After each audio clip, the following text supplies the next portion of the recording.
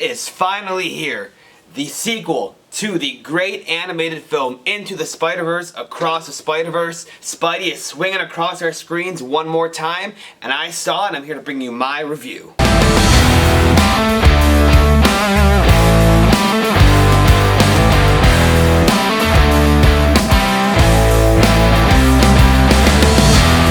Alright everyone, I just recently was able to see Across the Spider-Verse. I wasn't able to see it opening night. I was busy, I had some family things going on, but I was able to catch it the week after, and I was getting a little scared seeing all these great reviews. Top 15 IMDb, #1 on Letterboxd. I'm like, I really hope I don't go in with high expectations and it fails to impress me. But I'm very happy to say that every single high expectation I have was hit and maybe even exceeded for this film. It is a better film than the first one in my opinion. I enjoyed it more. 5-star film, I gave it on Letterboxd. You can check out my review on there, just quick little reviews. I might throw my Letterboxd name in the description below for future videos. But getting into this film, and if you haven't seen it yet, which if you haven't, please go out and check it, but if you haven't seen it yet, warning, I will have some spoilers. I just have to talking about this one. So, there is over 100 different spider people in this movie, and this is the first thing I have to talk about because it made me so excited and so just amped in the theater watching it. There was Insomniac Spider-Man. There was little cut scenes of scenes from the Raimi movies and the Webb movies. You see Garfield and you see Maguire. There was a scene with Spectacular Spider-Man. There is all these different cameos that just make you giddy when watching it. And the best part is, this movie wasn't all about the cameos. At its heart, it truly was a Spider-Man story. It truly was a story about being yourself and, you know, not sticking to the canon, as they say, of these Spider-Man characters. Trying to find your own story and build your own path. And it was a Miles story at heart. It was a bit of a Gwen story at heart, which I really liked. We got the return of Peter B. Parker with a pretty big part. 2099 was an amazing kind of anti-hero in this movie.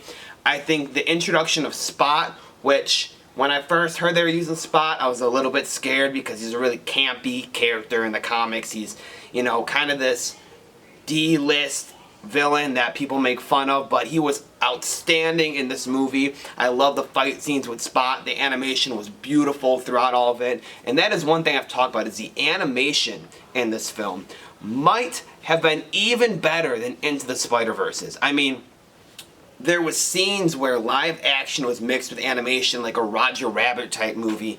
There was scenes where animation of one universe and another universe crossed, and it worked so seamlessly. I couldn't believe how beautiful it looked. It was really cool to see multiple different animation styles in one film. Like I said, spoilers ahead, this movie does end on a cliffhanger. It has a little comic booky to be continued thrown on the screen, and you would think that, you know, cliffhanger in a movie that you might not see for another year or more would bother you or piss you off, but I was actually surprised at how little it bothered me, how I felt so, like, complete with this movie, even though it was not a complete ending, even though it has to be continued in Beyond the Spider-Verse, which hopefully we get next March. Yeah, this movie, it was very heartfelt, more heartfelt from the first one. Yes, the first one is more of an origin story for Miles, and it has that heart where anyone can wear the mask and anyone can be Spider-Man, and I really, really thought that was a great message from that first movie. But there were scenes in this movie where people in the theaters were just crying multiple times, maybe 3 times in this theater. The relationship that Miles has with his mom that wasn't really explored in that first one is beautiful in this one. Again, his relationship with his dad is beautiful, and there's a lot of heavy material with that relationship, which if you see in the movie, you know what I'm talking about. It's going to build into it beyond. And this movie was spectacular. In my opinion, the #1 best made movie of the year. I think it was better made than John Wick. I think it was better made than Guardians. I think it was better made than Air, or what else is up there, you know, Blackberry. It was the best made movie of the year. I've heard some things like this movie took over 5 years to create. Just the spider sequence alone took 5 years. And I really love the dedication that Lord and Miller put towards these films.